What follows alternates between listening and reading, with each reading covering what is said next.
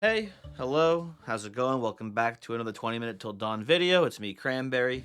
How's it going? Hopefully you're doing well.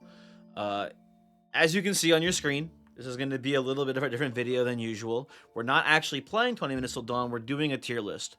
I'm going to be doing this tier list. I might also do one for perks in the game as well. Perks are a little bit annoying because it's hard to find a good list on tier maker that already has the perks, and I could make it myself, but that's even more annoying. We'll see. I'm not certain yet on if we'll do one for perks, uh, but we're doing one for characters today.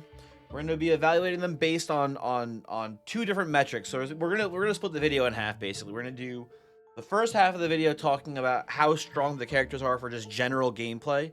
If you're going in and your intention is to just beat the game, right?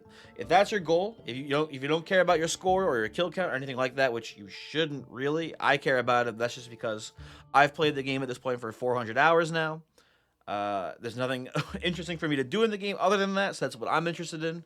But if you're just trying to, if you want to know which characters are the best, which characters are the worst for just winning the game normally, the first half will be for you. The second half of the video will be talking more about the kill count meta, if you will, which again, not everyone cares about, but some people do. So we'll be talking about them both. I do want to give a quick shout out to the person who made this tier maker thing, Mr. Or misunderstood Unct. I don't know who you are, but I appreciate you making this. I was looking at tier maker, and all of the tier lists on here either had missing characters or they were up to date, but they were talking about how hot the characters were, which I did not like very much. So I appreciate someone just actually making a tier maker page that is not horny. Very cool. Appreciate it very much. And as you can see here, I've arranged them into 5 tiers here. We have the best, we have pretty good, we have okay, not that good, and we have very bad. That's how we're ranking the characters. Keep in mind, you can beat the game with every character. It's not impossible. You can do it, but there's definitely some that are better than others, right? So let's go down the order here. We got, yeah, I think this is alphabetical. So we've got, yeah, it is alphabetical actually. So we've got Abby first. Abby, if we're talking about just beating the game normally, I put her in the pretty good tier. She's really strong. She's really strong at the game. Her spin move is really good. She's got good, unique passive upgrades, right? She's got Whirlwind, which sucks, but then she's got Make It Rain and Bullet Storm. Those two are very, very strong abilities, right? No matter what weapon you're using, if you're using Abby, you're probably planning to spin. And if you're spinning, both of those perks are really good. Even if you're not spinning, um, the Bullet Storm is pretty solid. And I haven't tested it at all yet, but I do think there's some argument to be made about like a mini clip movement speed build with Abby as well. Some of specifically the Tome of Wind seems to have really made like movement speed a strong archetype for the game in general. And Abby's Whirlwind, generally a pretty bad perk, might actually be better than I think it is in certain builds. So something to keep in mind there. Overall, pretty good character. She's pretty easy to win with. A little weak in the early game though, because at first her spin is not very strong, right? You need to build into it, you need to build around it, you need to synergize with it, use something like Ethereal maybe, use ammo reloading potentially as well to spin indefinitely. There's ways to do that, but she's also important to know, a little bit tome reliant. If you get some bad tomes, can have some trouble sometimes, right? But overall, very strong and good character, right? Up next, we have Diamond, right? Diamond. I should actually explain what the characters do, by the way. If you didn't know, Abby, her right click is she spins. That's her character. I think she has 3 starting HP, which is important to note too here. Starting HP is pretty important, right? When it comes to just how good the characters are at winning, which is why Diamond is so high. Diamond has 7 starting HP, the highest by a landslide, right? The highest any other character starts with is 4 HP. So Diamond, almost double that. Very good. Diamond before I probably would have just put in like the pretty good, like somewhere in this range. Lately, I think. But there's one build with Diamond that is extremely strong. That is, in my opinion, pretty brain dead easy, and that is the Smite sword build. The Cyclone sword has an evolution where every time the sword hits someone, there's a 50% chance that it triggers a smite. Smite has a perk in the Holy Arch tree that deals bonus damage equal to your current HP, right? So the synergy there should be pretty obvious. The sword triggers smites. Smites do a lot of damage based on your health. Diamond has a high starting health total, right? It's really easy. It's really strong. And for that reason, this is where Diamond goes for me here. Not quite in the best, because you know, you can get a little unlucky with perks. If you don't see the Holy Arch tree for a long time, the build can sort of fall off in the mid game. I imagine. It hasn't happened for me yet, actually, but if it does happen to you, this is going to feel a little bit worse than normal, but Diamond, just pretty good character. If you're trying to win 7 HP is also nice, and there's other builds too, right? My first big 20 minute till dawn video was a Diamond shotgun build that did really well. So, you know, there's other ways to play Diamond as well that are as effective. I still want, like, still want to do like either like a flame cannon or a dual SMG build with Diamond that uses Tome of Might. My only problem is I just never see Tome of Might whenever I play Diamond, which is tragic. Important to note there too, Tome of Might, one of the new tomes added to the game, gives you +2 base damage for every max HP you have, right? So with Diamond, that's a +14 base damage, which is crazy on a weapon like SMG, right? Which has 8 base damage to start. That's a huge damage increase to the gun. And then Flame Cannon, same idea, it's 3 base damage. So you get the idea.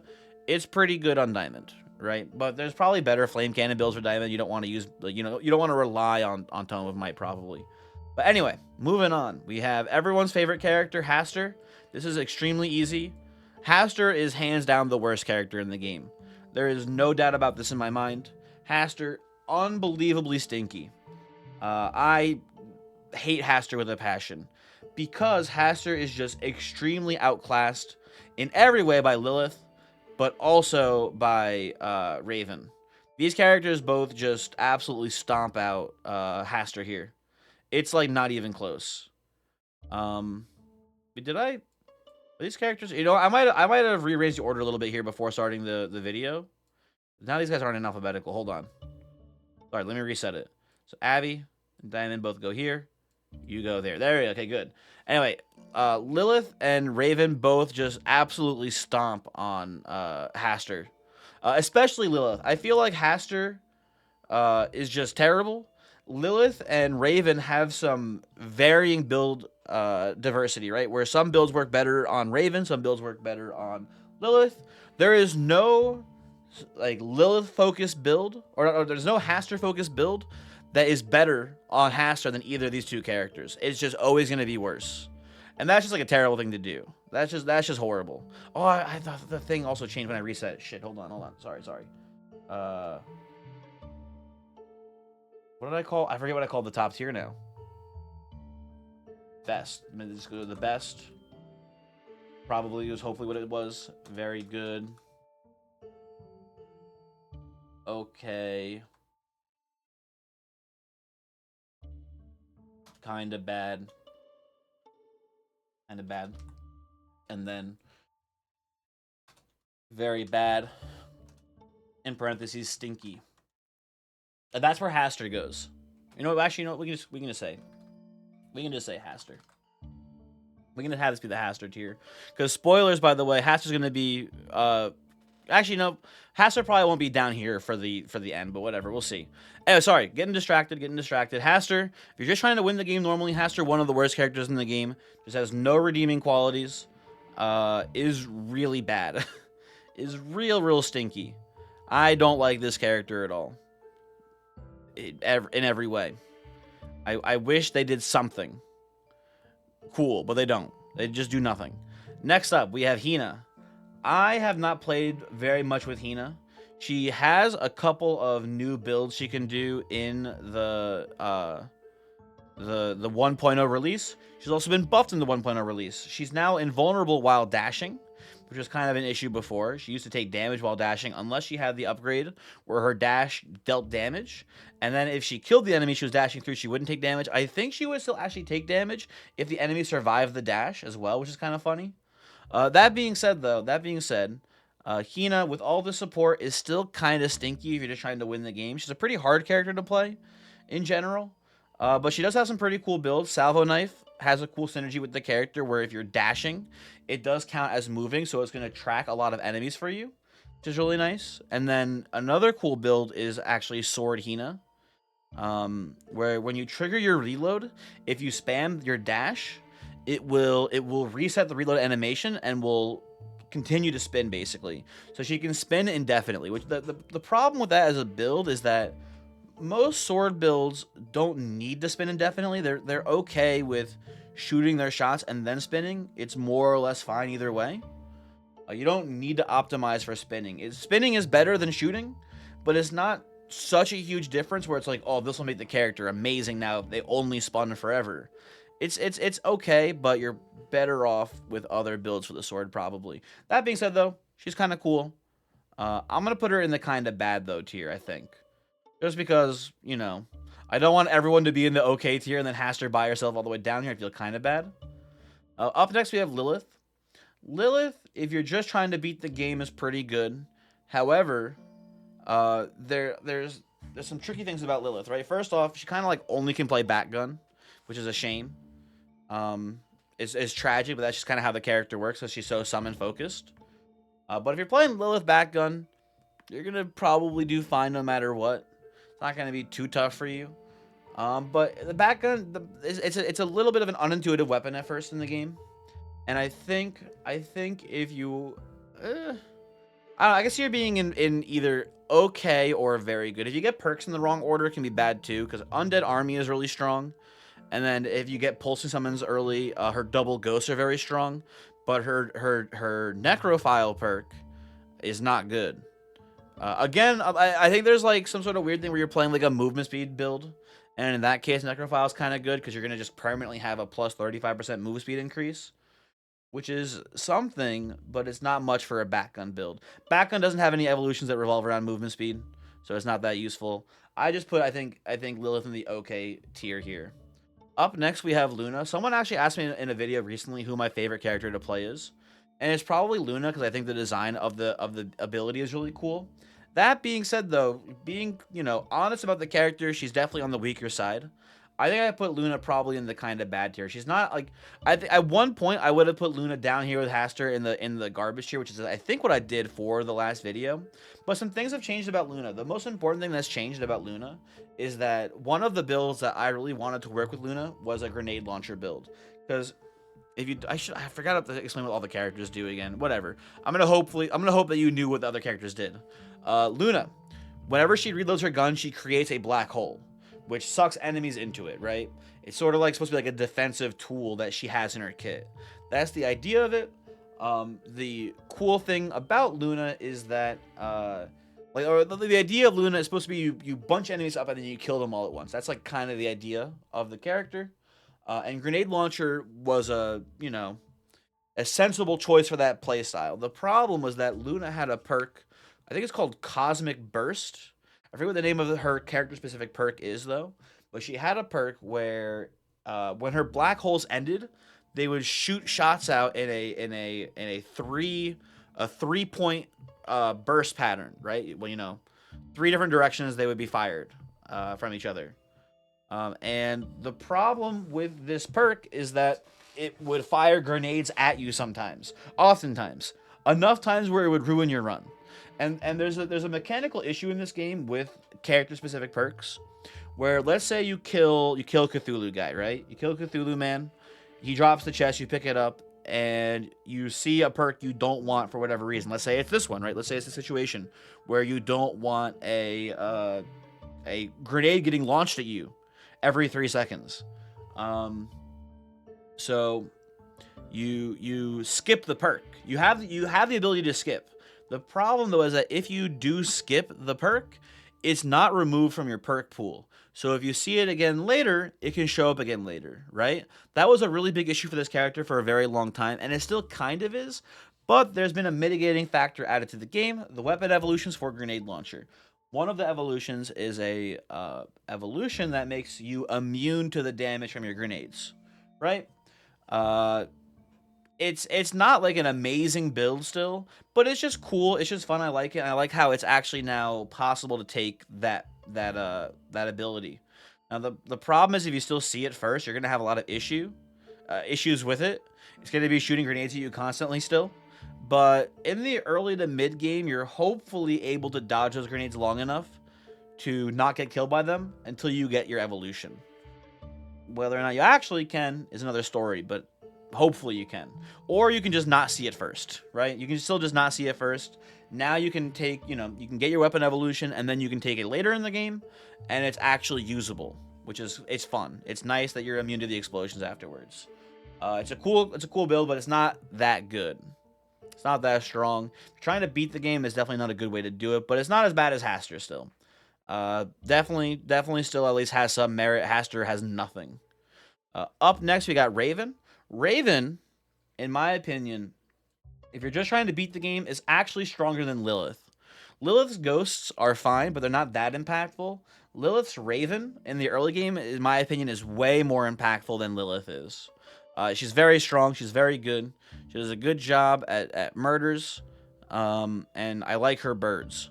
I like her character-specific perks as well. And she's a good enabler for... she's basically one of the only enablers if you're trying to play an actual curse-focused build. Right? Her bird applies curse. If you get the ritual perk, it's one of the few ways you can consistently, in the early to mid game, actually get curse kills and pump up ritual. Every time I play Raven, I never see ritual early, which is sad, but it is a thing you can do, and it is cool. I like the character. Be mindful that the Raven upgrade that causes your birds to deal burn damage based on curse will oftentimes just kill the enemy before the curse can kill them, and will potentially steal your curse kills. But at that point, it doesn't matter usually. If you're that worried about it, at that point, usually it's a non-factor. You're already strong enough where it's fine. And it's a really strong perk, so you don't want to skip it ever, basically. She's good. She's really strong. A couple different weapons she can play. She's not forced to play backgun, although she probably should. You can also, if you're trying to go for more curse focus, you can go for a higher base damage weapon, like the grenade launcher or something like that. One thing I want to try maybe at one point is maybe like a meteor flame cannon build with Raven as well. That does focus more on burns, right? The burn damage from the curses will be based on your bullet damage, because your curse damage is based on your bullet damage. And there's a maybe cool synergy there somewhere that I want to try out at some point too. Anyway, up next we've got Scarlet. Scarlet is okay. Scarlet is a very swingy character because a lot of her kit revolves around one of her abilities, Pyromaniac. If you don't see Pyromaniac early, it's much tougher to play this character, right? One thing to keep in mind with Scarlet, Scarlet is a victim of the design of the game overall. You see your first character-specific perk at the 17-minute mark. Assuming we're counting down from 20, right? You start at the 20-minute mark. You count down. You see the first mini-boss at 17, which drops a character-specific upgrade. You see the first major boss at the 15-minute mark, which drops a tome. The next boss that you see, no matter which map you're playing on, is going to be at the 8.5-minute mark, which is also at, for most maps, is the hardest part of the game, is that moment when that second mini boss shows up. And that's where most builds fail, is during that time. It's what I'm trying to say here is that Scarlet, if you don't see Pyromaniac for the first perk, you have to survive a very, very long time, and you have to survive the hardest part of the game, basically, without your strongest ability, without your character-defining ability in Pyromaniac. Pyromaniac, if you don't know, Scarlet gets a fire rate increase every time she ignites an enemy, which she does a lot. Even if you're not trying to, her passive ability that shoots out that little firebird will ignite a lot of enemies for you, right? So it's a very important part of her build, and if you don't see it early, it's going to be an issue. And then even if you miss the first time, whatever, if you miss the second time, you don't see it until the 4-minute mark, basically, right? You go you go 3/4 of the way through the game before you get to see it, right? So it's, she is a victim of the design of the game. She can be a very strong character. She's not that consistent though. Also, Flame Cannon, the evolutions for it are pretty good. Except Meteor Cannon is really cool. I like it. I haven't played with it very much though. But I think that you can just play Flame Cannon Scarlet, take the Meteor Cannon, and as long as you get Pyromaniac in a timely manner, doesn't matter your perks.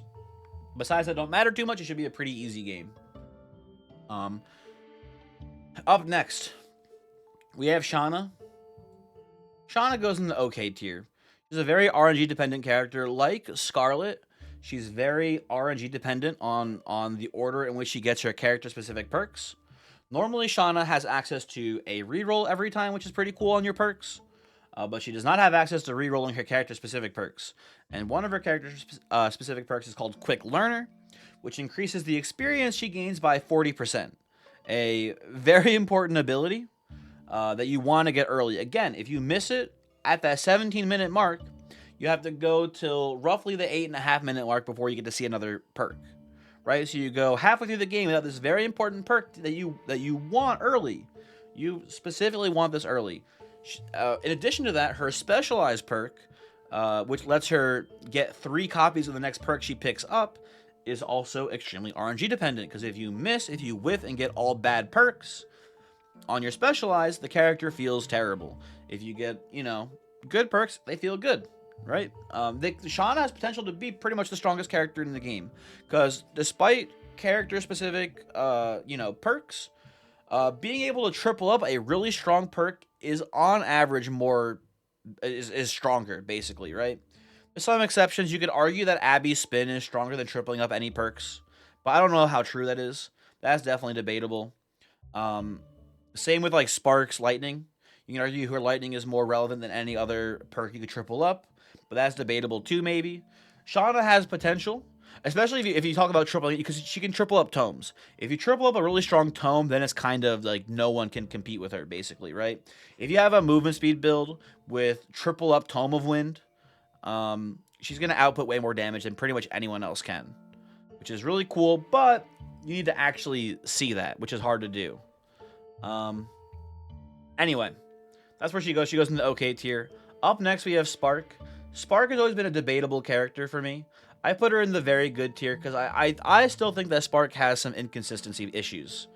I've had plenty of times where I just don't see the right perks, and then at that 9-minute mark, she just gets collapsed on. I've had it happen to me.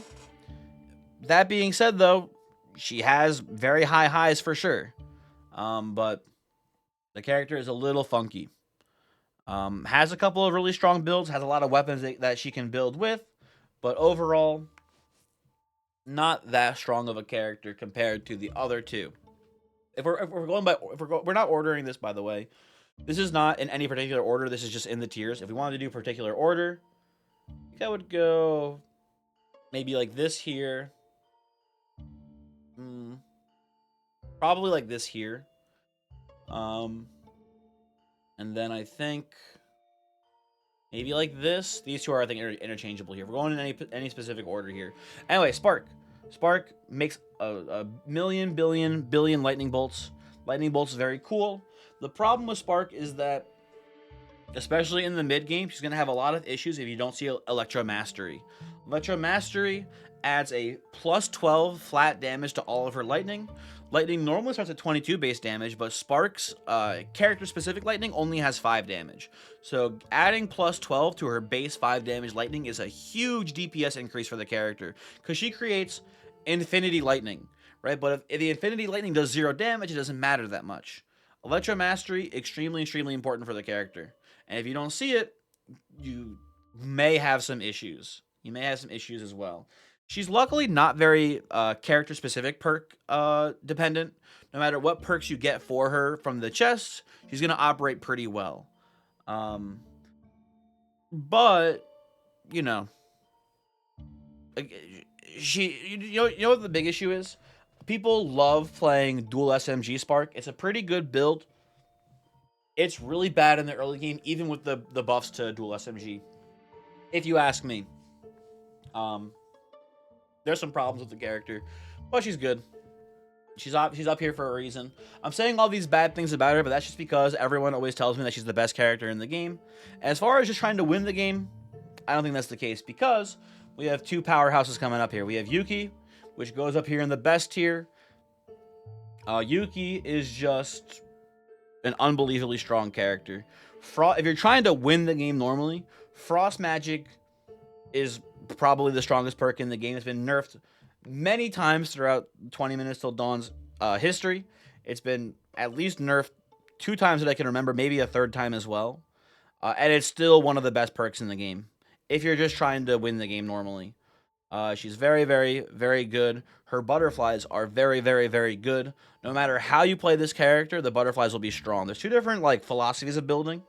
There's either a super fast fire rate to generate a lot of butterflies, or there is a high base damage build for Yuki that revolves around the butterflies freezing and then killing enemies with the high damage that they cause. If you don't know, Yuki is it every 3 shots? I forget now actually. I believe it's every 3 shots that she fires, she creates a little butterfly.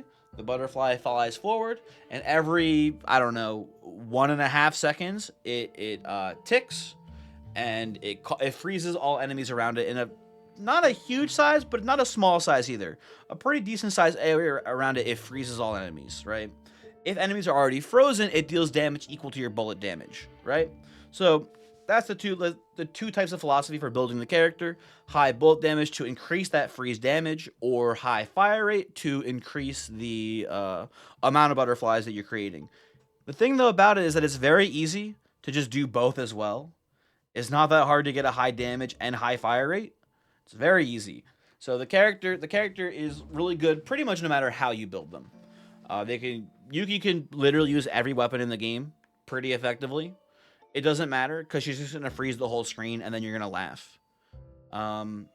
However, though, if we're ranking this on strength, Yuki is in the best tier. However, she is not the best. If you ask me, if you're trying to beat the game, you just gotta go with Dasher. Dasher's just insanely strong. Dasher is I just realized something. Hold on. I got you guys down here again? No, I can't. Okay, whatever. Sorry. I thought, never mind. I'm sure it was fine. I'm sure it was great and good. Oh, you know, I think this wasn't here before, and now it's in view. Anyway, whatever. Dasher, sorry, got distracted there. Dasher, if you're just trying to beat the game, without a doubt the best character. I would say Dasher has been nerfed in 1.0, but not by much. It was sort of like a side grade to Dasher. Previously, Dasher would proc her transformation. I think it was every 50 kills. I forget the exact number. It might have been changed as well at some point. But it's every X amount of kills, Dasher would transform into a reindeer. The reindeer's damage is based on, or I think it's base 100, but it's buffed by your move speed and your summon damage bonuses.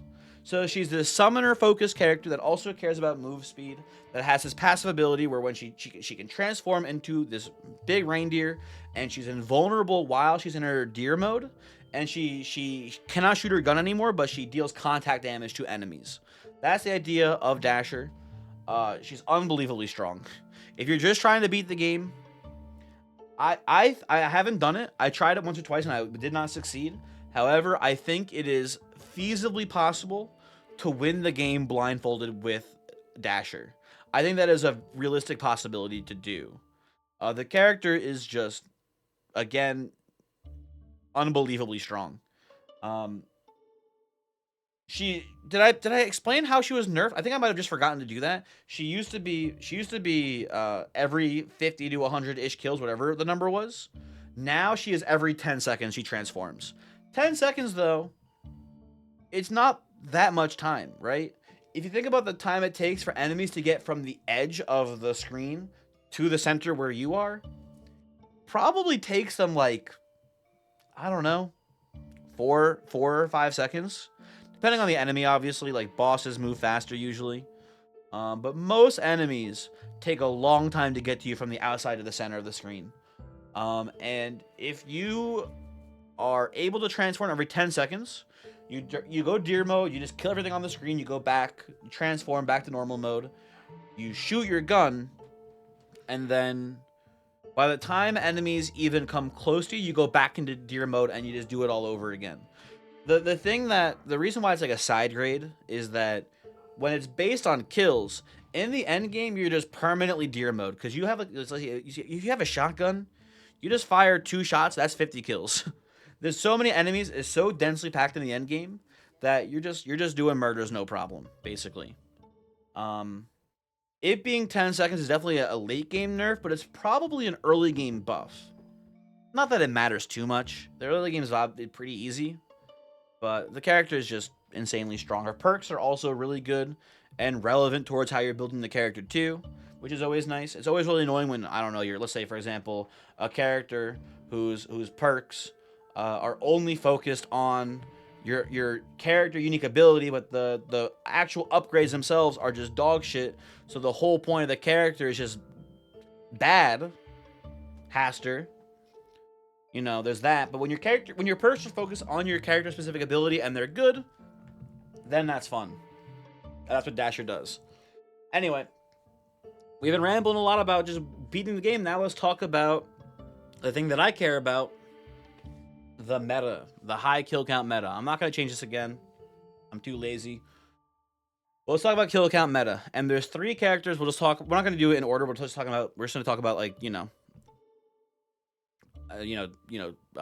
guess we'll do it in order. I don't know, whatever. We'll just do it in order here. It's fine. So, Abby. Abby is a top tier kill count meta build character. The crossbow build is really strong. Abby's really strong. Kind of the end. Here's the thing, right?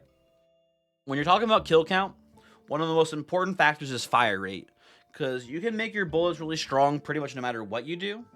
But a big part of the game is like uptime on DPS. Also, hold on one second here. I'll be right back. Hello, hi, sorry. Just work stuff. No worries. I'm back. I'm here. We're talking about Abby. We're talking about spinning. Fire rate, that's what it was. Yeah. So, when you think about this game, you should think about, damage uptime. How often you're doing damage and how much damage you're doing. Those are the 2 like big factors.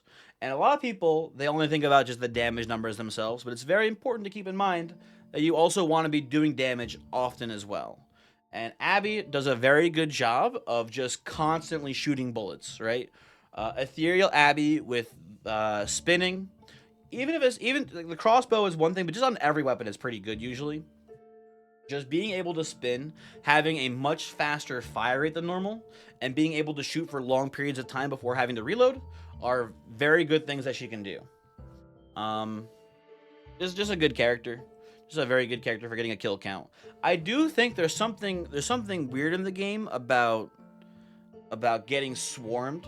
It's something that I've never been able to like prove existed, but it's a feeling that I've had for a pretty long time. There seems to be some sort of element to the game where if enemies are close to you, they will spawn more enemies. And if enemies are far away from you, they spawn a little bit slower. I'm not sure about it exactly, but I'm pretty confident it's a thing. If you watched my Abby quantum bolt crossbow build video a couple days ago, that character was able to literally keep the entire screen clear the entire time. And the kill count, not bad, but not like a world record kill count for me, right? And if I'm just instantly vaporizing enemies every as soon as they enter the screen, why is my kill count not like the highest it can possibly be, right? There's some merit to this, I believe, but I don't know what it is. It's just weird. But something to keep in mind there is that I think Abby is a meta character for kill count. I don't know if Quantum Crossbow Abby is. I think maybe you're supposed to go actually win Crossbow instead and go for the movement speed build with Abby Crossbow. Anyway, moving on. Diamond, I put in the A tier. Usually I put Diamond pretty low in these builds, but or in this tier list. But Diamond for the specifically for the Cyclone Sword build has actually been really impressive and has had really competitive kill count numbers. So I don't think she's quite up here with the big boys yet, but she's doing pretty well. So I put Diamond in the A tier. Haster, that's so funny you're here. Goodbye, Haster. You know what? I'm willing to go. Hold on. I'm willing to go Haster tier for you once again. Haster, don't talk to me. Although there will be other characters with you here in a bit. Don't worry. Hina Hina goes probably down here. Hina's not very good at kill counts.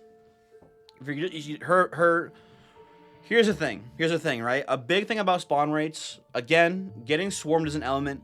There seems to be another correlation between moving a lot. If your character moves a lot, it seems to cause spawn rates to be slower. I don't know why. I'm pretty convinced it's a thing. And Hina, moves around a lot because of her dash. Simple as that. If you're playing a Hina focused build that uses her dash very well, this is probably not going to be good for you. So Hina goes down here. Hina is not even close to meta relevant kill count character. We have Lilith next. Lilith goes up here. Lilith for a long time has been considered, one of the best characters for meta kill counts. I was worried that she might fall off a little bit with the nerfs to back gun, but I was pleasantly surprised to see that she's more or less the same character still. She's very good. She's got a lot more damage in the early game now, which is pretty cool. So there's that. And yeah, she's just strong. She is just very, very strong. Up next, we have Luna. I'm going to put Luna in the C tier as well here. I don't think she's that good for getting kill counts. But there's something to be said about her ability to pull enemies towards you faster to kill them quicker. That is a thing. I think that Luna shotgun is not a lost cause for a meta kill count build. I don't think she's hopeless, but she's definitely a dark horse for sure here. For me, Raven, I'm gonna put Raven in the B tier. I think that when it comes to just general consistency, Lilith beats out or Raven beats out Lilith. When we're talking about meta kill count builds, Raven just doesn't quite get there. Mainly because Lilith's undead army is so strong with Batgun. It's such a strong perk. And Raven doesn't have anything that quite gets there. She's pretty good if you're just trying to win the game. But if you're trying to reach like the highest ends of being able to kill enemies, she just doesn't quite have the stuff. But she's good. She's good. She's definitely good. If you go get some good RNG and get a ritual very early in the game, she can output a lot of damage. She's pretty neat, but whatever. Scarlet, maybe I should actually put Scarlet up here. You know what? I'm going to put Scarlet up here, actually. This is going to be a wild card. Right? But it's important to keep in mind that Scarlet, Pyromaniac is just a hell of a drug. If you get Pyromaniac and you have the right build for it, Scarlet just wipes out people like it's nothing. And unlike Abby crossbow build sometimes, she doesn't seem to have the same issue where she keeps the entire screen disintegrated. She does still actually have to shoot enemies, it feels like. And enemies do kind of swarm her a bit better, so she spawns more enemies, basically. I don't know. It's weird. But with good RNG, Scarlet is absolutely a viable character for kill counts. She has some crazy builds. I need to play her more with her new evolutions, because I think there's something to be said about Meteor Cannon as well with Scarlet. That might be a super meta build choice. But at least in my builds that I played, I've gotten pretty lucky, but I haven't gotten the RNG I need to get really high kill numbers to verify it. Up next, we have Shauna.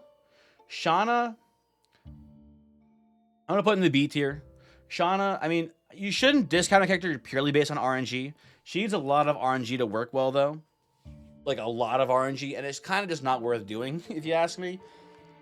It's very annoying to play the character and get that good RNG. I do need to play Shauna more with the tomes to see how impactful something like a triple tome of glass is early in the game. Because that seems really strong to me.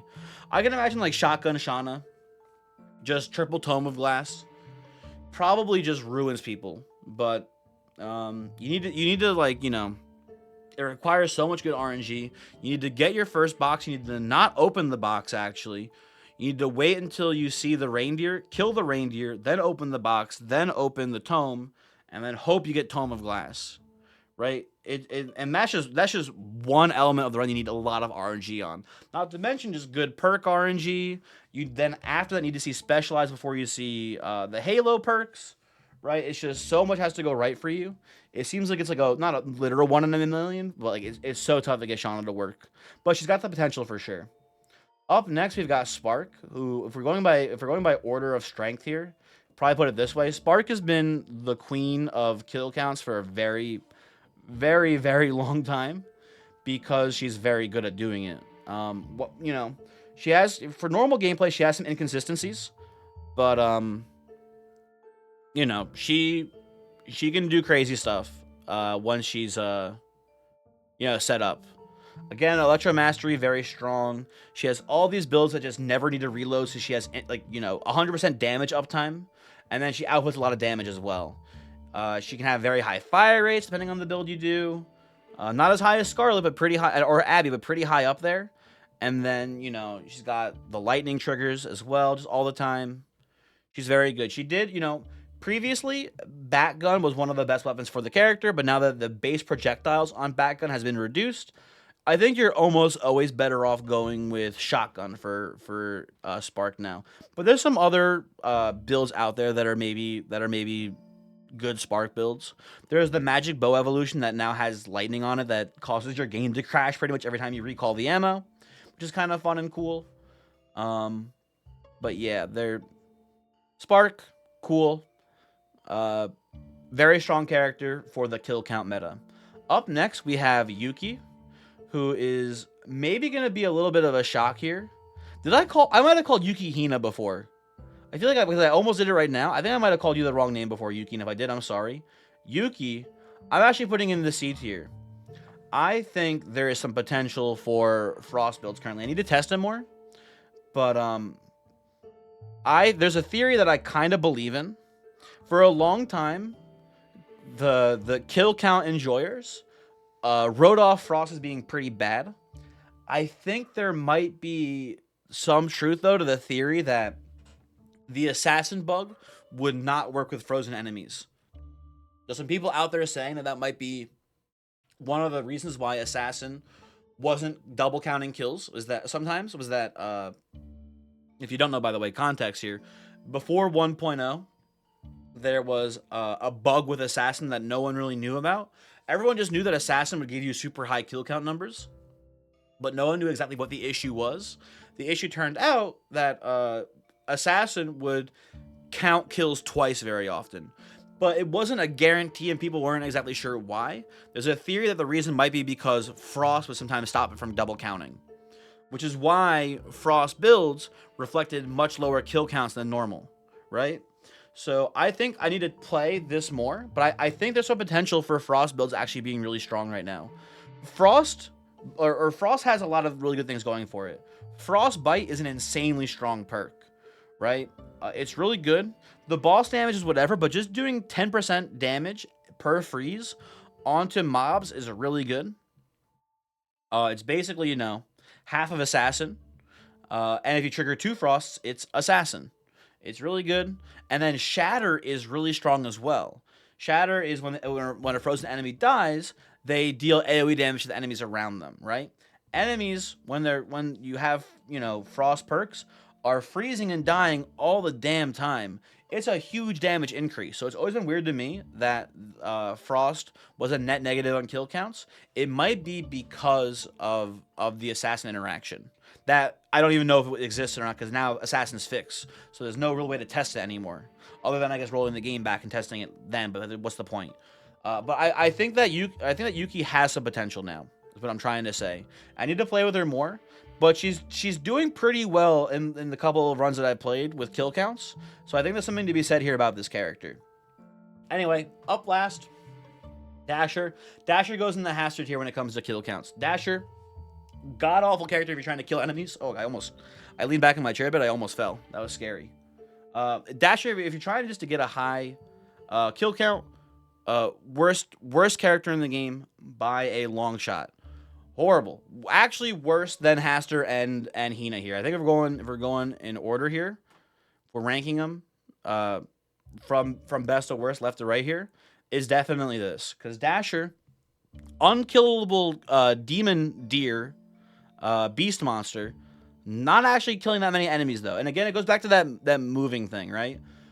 Moving around a lot causes enemies to not die as often. And when you're Dasher, you move around a lot. Because your deer mode has contact damage. So you run around in circles, you hit everyone, and it causes you to not kill as fast. Or not kill as many enemies, basically. But she's, you know, listen. She's still goated. But just not for this category. Let me look through this, make sure everything's good. I think I like how this is. This all looks good to me. And last time I did this, I did a pacifist tier list. We can do that real quick as well here. If you're going for pacifist builds, I gotta reset it again. Shoot. Haster is actually not the worst character in the game. Haster probably goes into like the C or B tier. Her tentacles are not terrible in the early game for getting your first initial kills. Hina is probably in the A tier, I think. Scarlet is a meme character for this, but I've done it before. Scarlet Pacifist is really funny when it works. If you get Pyromaniac and you get Ghost Friend has a specific perk called Best Friends, where it gets fire rate equal to your current fire rate. And Pyromaniac resets when you reload your gun. But if you never reload your gun, and you get any of the numerous ways to cause your Ghost Friend to deal fire damage, it's pretty common. Ghost Wizard does it. The Hellspawn perk does it. There's maybe other ways. There's something, there's various perks that do it as well. If you can get any way to get your Ghost Friend to inflict burns, Magic Lens can do it as well. Basically, Scarlet becomes an unkillable god, which is very funny to me. But it's a meme build. It's very hard to work because you can only do it on the forest, basically, or the temple, I suppose, as well. And you can only get your first couple of experience by getting the explodey guys to kill the first couple of enemies for you, so you can get like Ghost Friend as your first perk. That's the only real viable way to do the Scarlet Pacifist build. But it is very funny and cool, and I like it. But it's gonna go in here. Lilith is probably like an A tier character. It's like the same issue where she's hard to get kills with at first because she can't kill. Her default kit has no way to kill anyone. But once she gets like a summon, she's gonna go off. Because her perks are much better summon focused than Haster's are. Haster has the ability to get some kills initially at first, but her perks are irrelevant for the build. Whereas Lilith has way stronger perks once you get going. And then Hina is just a better version of Haster as far as being able to get some initial kills. Raven, though. Raven's probably the easiest and best pacifist character in the game. You know what we'll do, actually? We'll just do this, and we'll do no here. And then everyone who's like a no can go in here. I've seen Shauna do pacifist builds. It's the same like logic as the Scarlet build, but it's just not worth doing. Like, you shouldn't do it. Shoutouts to Alembic, though, for the Shauna pacifist run that he did. It was very cool. He did it as proof of concept to prove that on a fresh save file you could win a pacifist run without shooting your gun, which is very neat. But anyway, Raven, she has the best of both worlds here. She has perks that are relevant for a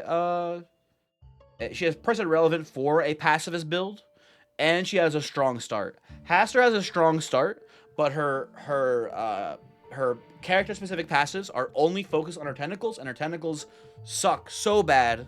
They're so not good, where I would much rather play Hina or Lilith instead of Haster here, honestly. And then, yeah, Raven is just sick for pacifism builds. Anyway, that's the video. Hopefully you enjoyed it. Hopefully maybe you learned something if you're trying to learn about, which characters are stronger or weaker. Maybe I'll do a video talking about the perks as well. And yeah, goodbye.